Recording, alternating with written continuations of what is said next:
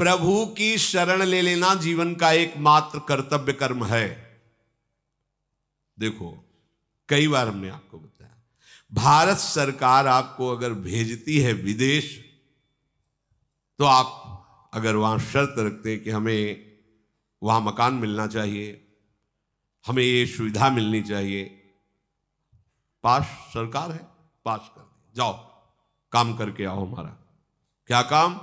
तुम हमारे स्वरूप को पहचान करके या अपने स्वरूप को पहचान करके जीवन मुक्त हो जाओ, जाओ मृत्यु लोक में। क्या चाहिए? दुल्हन चाहिए, लड़का बच्चा चाहिए, मकान चाहिए, सब व्यवस्था चाहिए, ठीक, जाओ, दिया। आए किस लिए हो? सरकारी काम से आए हो। साधन धाम मोक्ष कर द्वारा, पाई न जे परलोक संहारा। आप काहे के लिए आए हो?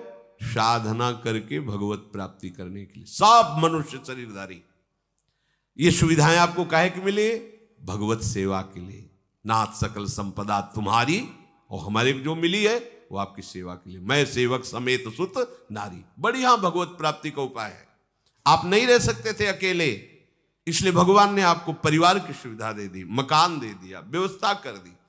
अब आपने ये कर्तव्य भूल करके उसी को केवल कर्तव्य मान लिया, उसी को अपना मान लिया कि मैं इनका स्वामी हूं, ये मेरे बच्चे, मेरी पत्नी, मेरा परिवार, मेरी संपत्ति दी है सरकार ने।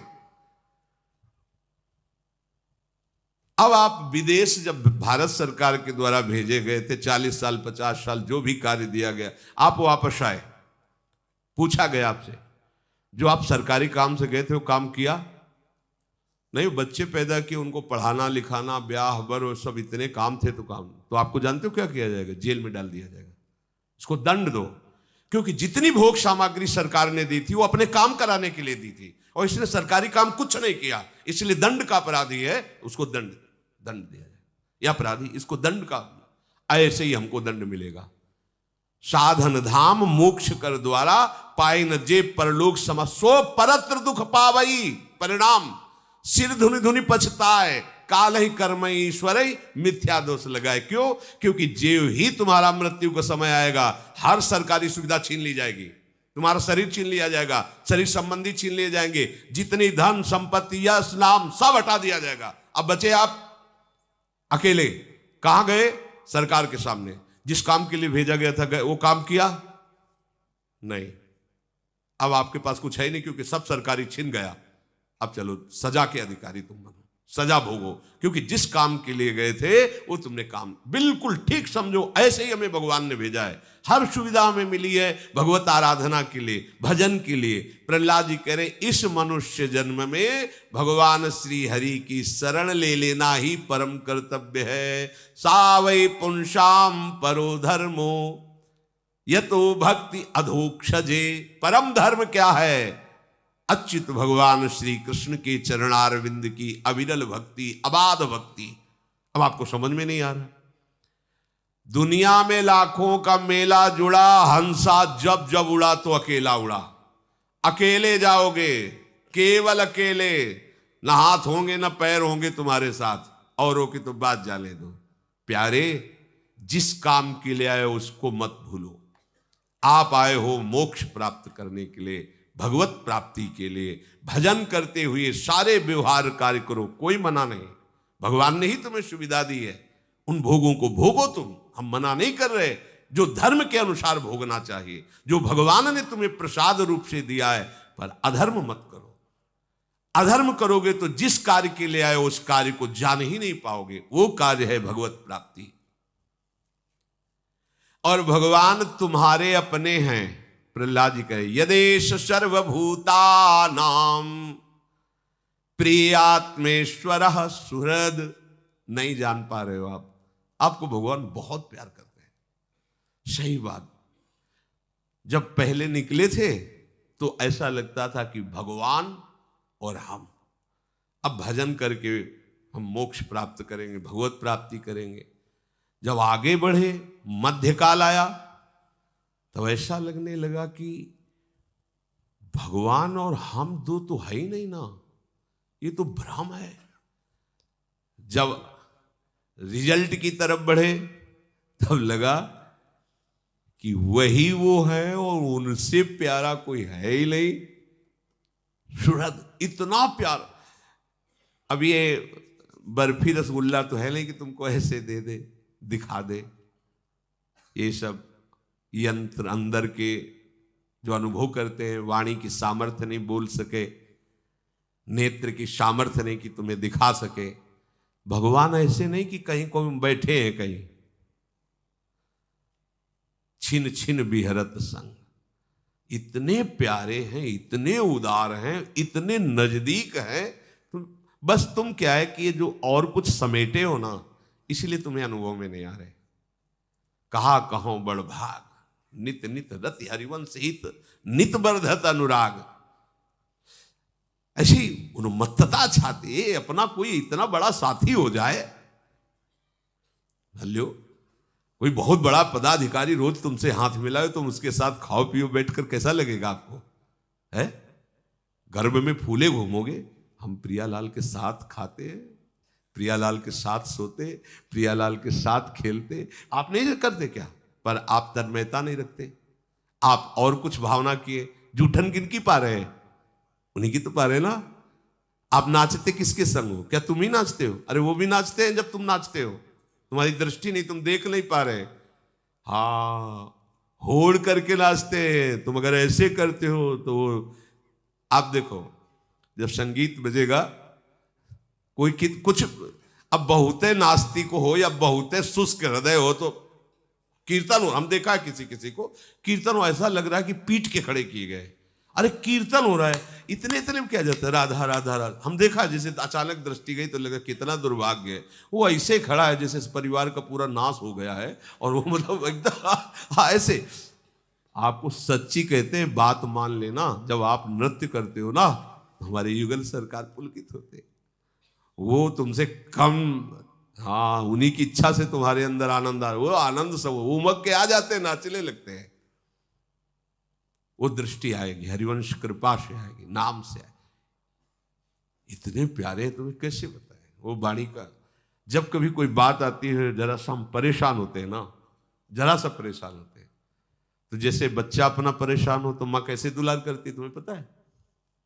बैठाल के अपने हाथ फेरती है, दुलार करती।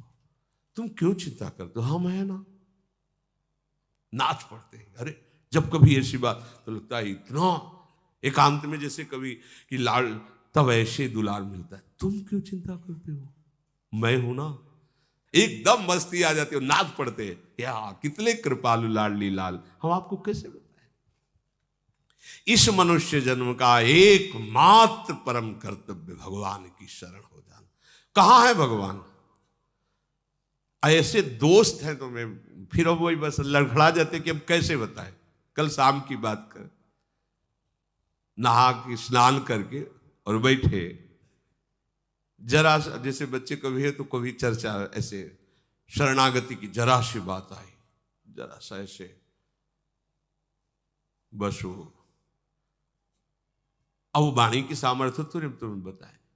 वो इतने नजदीक है, इतने प्यार करने वाले, एक सेकंड बर्दाश्त नहीं कर पाते, एक सेकंड बर्दाश्त नहीं कर पाते चिंतित होना। एक सेकंड, अगर एक सेकंड जरा, तो एक सेकंड में मुमकिन, फिर तभी तो निहाल हो जाते हैं। और आपको गुप्त बताए, हमारे बाप है महादेव। जब हम कभी किसी विशेष चिंता में होते हैं, किसी ऐसा कुछ लगा, जब ऐसा होता है तो इधर, और जब कोई विशेष कि किसी ने ऐसा प्रतिकूल व्यवहार की ठान ली है कि ऐसा ऐसा चिंतन कर, जहां थोड़ा, तो उसी समय हम देखते हैं उनको फटकारे जटा झूठ और सामने वो ऐसे प्यार करते हैं जैसे अपने लाडले बच्चे को प्यार किया जाए। ये आराध्य देव ऐसे आराध्य देव नहीं कि हमारी उपासना बदल गई तो उन्होंने ही तो भेजा ना। वो एक एक क्षण, कई बार आपको बताया कि ऐसे वो प्यार करते हैं महादेव, जरा सी भी कोई ज्ञान समुद्र, बल समुद्र और विनाशकार की इन्हीं के हाथ में डोर है।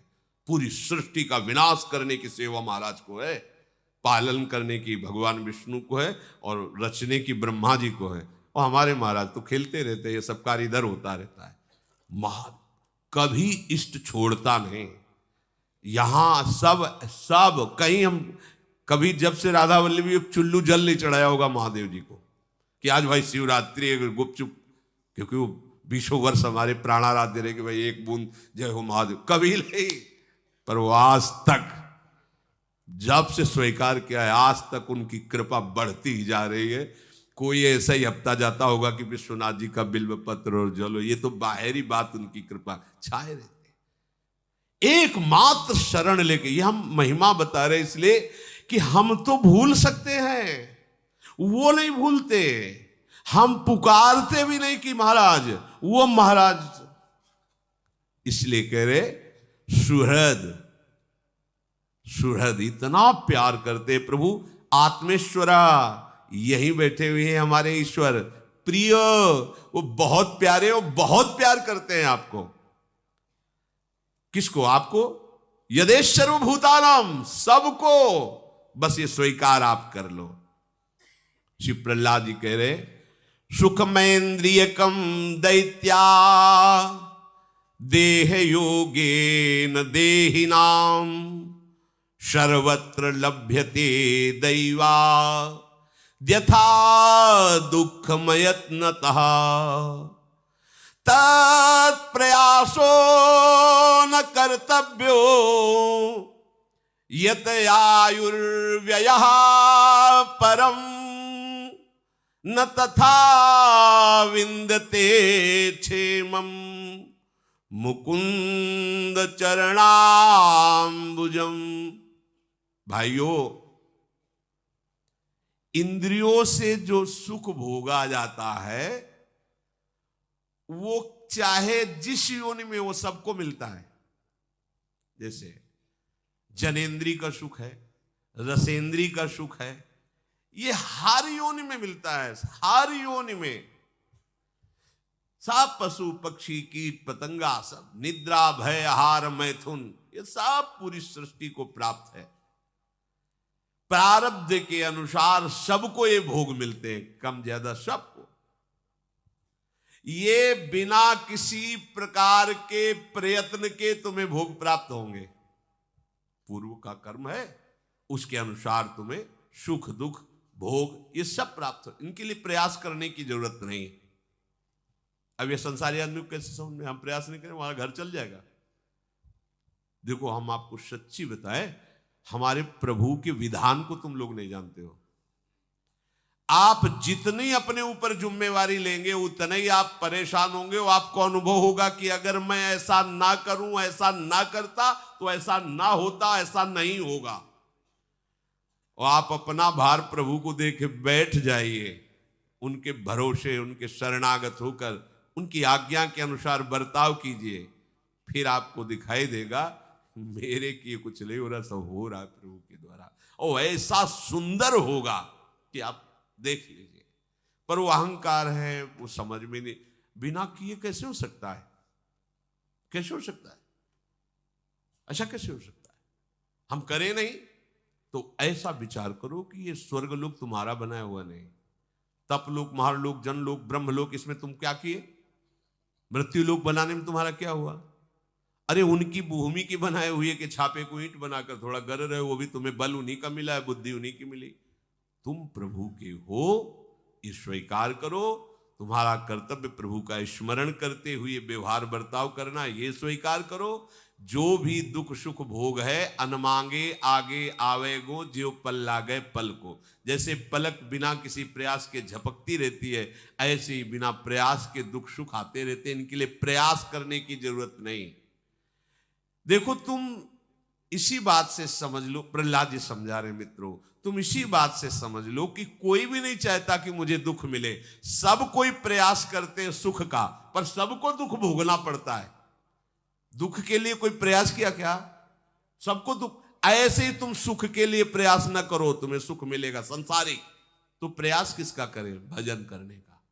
भजन करते हुए तुम व्यापार करो, नौकरी करो, बढ़िया मंगल हो जाएगा। भजन कर नहीं रहे और लौकिक सुख के लिए प्रयास कर रहे हो, कभी सुख नहीं मिलेगा, क्योंकि तुम दुखालय में सुख ढूंढ रहे हो। मूर्खता है। भगवान लिखे दुखालयम अशाश्वतम। इसलिए मेरे प्यारे मित्रों, सांसारिक सुख के उद्देश्य से प्रयत्न करने की कोई आवश्यकता नहीं। ये जानते हो क्यों कह रहे हैं? क्योंकि तुम नाम जप इसीलिए नहीं कर पाते हो कि हमारा कर्तव्य है, इसे में करना है, तो तुम पूरी तन्मयता उसमें दे देते हो।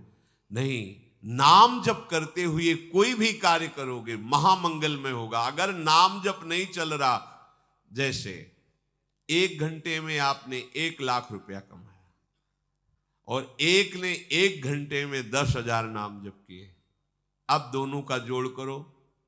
1 लाख रुपए की भोग सामग्री से तुम भोग इंद्रियों के द्वारा करके जी रहे हो केवल, या बैंक में जमा कर दिया तो दिमाग में केवल वो तुम्हारे रहेगा कि 1 करोड़ रुपया जमा कर लिया हमने 1-1 लाख कमा के, और जब मरोगे तो वहीं जमा रहेगा, कोई दूसरा ही भोग करेगा तुम्हारे काम का। अगर भोग भी कर लिया तो शरीर भी छूटेगा, तो भोग क्या साथ रहेगा।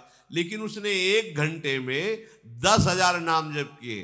अब ये चाहे जिस युग में, चाहे जिस कल्प में, चाहे जिस लोक में जाए, ये नाम उसको आदर दिलाएगा और ये नाम उसकी पूजा करवाए। किसी भी लोक में जाए, नाम जप का सम्मान होता है, आदर मिलता है, उसकी संपत्ति कभी नष्ट नहीं हो सकती, और इस लोक में उसे संपूर्ण सुखों की प्राप्ति होती। यही हम नहीं कह रहे, आचार्य चरण कह रहे, यही परलोक सकल सुख पावत, मेरी सो भैया कृष्ण गुण संचु। तुम्हें हमारी कसम है, बात मान लो, तुम्हें इस लोक में भरपूर सुख मिलेगा, परलोक में भी परमानंद। तुम कृष्ण का नाम जप करो, कृष्ण के गुणों का गायन करो, क्योंकि ये जो दुख सुख स्वयं मिलने वाला है, इसके लिए तुम परिश्रम करके भगवत विस्मरण करके आयु नष्ट कर रहे हो। ये बहुत बड़ी हानि है, इसकी पूर्ति नहीं हो सकती। जो इसमें उलझ जाता है वो भगवान का भजन कर ही नहीं पाता। देखो आप लोग, ऐसी माया है कि भगवान की याद ही नहीं आने देती। घंटों क्या पूरा जीवन निकल जाता है। हमने विचरण करते समय देखा है, गांव के जैसे 2-4 लोग बैठे होते हो, कोई बहू की बात, कोई बेटे की बात, कोई प्रपंच की बात, कोई राम हरि कृष्ण की चर्चा नहीं करते मिलता कि भगवान का ऐसा स्वभाव, भगवान का ऐसा प्रभाव। ये तो भक्तजन करते हैं। हमारे सिर पर काल सवार है, काल को आना जाना नहीं, कभी भी कुछ भी वो लीला करके हमें नष्ट कर सकता है। इसलिए ये शरीर यद्यपि दुर्लभ है, फिर भी ये क्षण भंगुर है, पता नहीं कब नष्ट हो जाए। तो क्या करें? भजन करके हम अपना काम बना लें। भयानक रोग आ जाए, भयानक विपत्ति आ जाए, तो हम भगवान को न भूलें, ऐसा अभ्यास कर लें। जब कष्ट आता है ना, तो अगर आपका अभ्यास भजन का नहीं तो आप भजन नहीं कर सकते, या अधिक सुख आ जाए ना तो आप भगवान, तो दोनों हमारे लिए भजन विरोधी बातें हैं, सुख या दुख। ऐसा अभ्यास करो कि अच्छे से अच्छी अनुकूलता आने पर भजन न छूटे और प्रतिकूलता आने पर भजन न छूटे। जो भजन का अभ्यास नहीं करता, तो जब शरीर स्वस्थ रहता है तो भोगों के भोगने में समय जाता है, और जब रोगग्रस्त हो जाता है तो भोगों का चिंतन और रोगों का चिंतन, भयानक कष्टमय जीवन। इसलिए बुद्धिमान पुरुष को चाहिए कि यावत स्वस्थ विदम कलेवरम यावच्च दूरे जरा। जब तक तुम्हारा शरीर स्वस्थ है, बुढ़ापा दूर है, काम बना लो। अपने लोग जानते हो कैसे होते हैं? आग लगने पर कुआं खोदना शुरू करते हैं। आग लगने पर कुआं खोदना शुरू करते हैं। क्या? अब जब दिमाग काम नहीं कर रहा, बुढ़ापा आ गया है, पानी लेके पी नहीं सकते, तब चलते चलो सन्यास ले लेते हैं। किसका सन्यास लोगे? वैसे सन्यासी हो गए हो, किसका सन्यास लोगे? नारी मुई घर संपत्ति नासी, मूड मुड़ाए भय सन्यासी। तो भाव ना हो तो भी हो गए सन्यासी, अब क्या है? वास्तविक बात है, जब तुम्हारी इंद्रियां स्वस्थ हैं तब तुम धर्म पूर्वक चलते हुए भजन करो। नहीं, जब रोगग्रस्त बुढ़ापाग्रस्त हो जाओगे, ये सब केवल, फिर वो केवल बाहरी वेशभूषा होती, भजन नहीं होता। हमने देखा है जो गृहस्थी से सन्यासी हुए, वो कोई बहुत है जो पहला अभ्यास किए रहा वही, नहीं तो जहां बैठे तो वही बातें संसार की होती है। देखा है, हमने देखा है। इसलिए ये होगा आग लगने पर कुआं खोदना, कि जब सब काम निपट जाएंगे तब भजन करेंगे। तो तुम निपट जाओगे, आग लगी, अब कुआं खोदने से क्या होगा? वो तो जब तक तुम इधर प्रयास कर रहे हो भस्म कर देगा। अब तो आग लग गई। बुद्धिमान पुरुष वही कि आग लग ना जाए इसके लिए पहले से हम कुआं खोद के तैयार रखें। हमारा जीवन नष्ट ना हो जाए इसके लिए हम भगवत भजन करके पर तैयार रहे। मरने के लिए हमारी तैयारी क्या है? जीने के लिए तो सब तैयारी कर रहे हो, पर जियोगे कहां? मरना तो पड़ेगा, मृत्यु लोक में हो, तो मरने की तैयारी कौन कर रहा है? कोई तैयार हो रहा है मरने के लिए? हमने तो मरने की तैयारी कर ली, क्या एक क्षण भी भगवान का विस्मरण न हो, यह है मरने की तैयारी। भैया इस समय जो हमें अवसर मिला है वो केवल भगवत प्राप्ति के लिए। चूको मत। दिन प्रतिदिन कलिकाल बढ़ता जा रहा है, दिन प्रतिदिन भगवत भजन की असुविधा बढ़ती जा रही, दिन प्रतिदिन भगवान के प्रेमी महात्मा अंतर ध्यान होते चले जा रहे, दिन प्रतिदिन हमें ऐसा संग मिलता जा रहा है जो हमारी बुद्धि को हरि गुरु से बिलक कर दे। बरुभल बास नरक करता था, दुष्ट संग जन दे विधाता। भगवान मुझे नरक में रख दे अच्छा, पर भगवत विरोधी दुष्टों का संग ना हो। क्यों? भगवत विरोधी दुष्टों के संग से महत अपराध बन करके हमारा जीवन ऐसा हो जाएगा जो कहीं भजन के लिए ठहरने, नरक भोगेंगे तो हमारे पाप नष्ट होंगे, आगे बढ़ने का रास्ता है। लेकिन अगर वैष्णव विरोधी जनों का संग करेंगे, वैष्णव दोष दर्शन करेंगे तो हमारा मार्ग रुक जाएगा। यही तो भूल हो गई हिरण्यकश्यप को कि 5 वर्ष का बालक है, ये क्या बिगाड़ लेगा। नहीं सोचो, नहीं सोचो। 100 ग्राम पुराने पेड़ा दुकान वाला ने दिया, और जब राधा वल्लभ जी को भोग लगता है तो हम सब ललचा जाते हैं और हाथ जोड़ के भैया थोड़ा सा हमको भी दे दीजिए। वो मीठा नहीं, अब वो पेड़ा नहीं है, वो जब ऐसे इतना देते ना तो हृदय प्रसन्न। हमारे प्रीतम का उच्छिष्ट है। क्यों? अभी तो दुकान में रखा था, अभी अभी की बात है, दुकान में था आधा घंटा पहले। तुम उसको दुकान वाला पेड़ा आप समझते हो? श्री जी का प्रसाद है, अपराध लगेगा। और ये जो बच्चे भगवान को समर्पित संपूर्णतया, तुम इनको बच्चा समझते हो? 100 ग्राम जड़ पेड़ा, जड़ पदार्थ प्रभु को समर्पित हो गया तो प्रसाद हो गया। और ये चैतन्य घन प्रभु को समर्पित हो गए, नहीं जानते कौन भगवान है, नहीं जानते कौन श्री जी है। कृपा की हवा आई और हम भी बराग लेंगे, हम भी भजन करेंगे। आज के बच्चों का उत्साह क्या होता है? हम भी संसार के वो सब कार्य करेंगे, वो दृश्य देखेंगे जो और लोग देखते हैं। और ये भाग्यवान, हम भी वैराग्य लेंगे, हम भी मूड मुड़ाकर रज लगाकर भजन करें। इतने से ही भगवान प्रसन्न हो जाते हैं। वो देख रहे हैं ना, मेरी तरफ चल।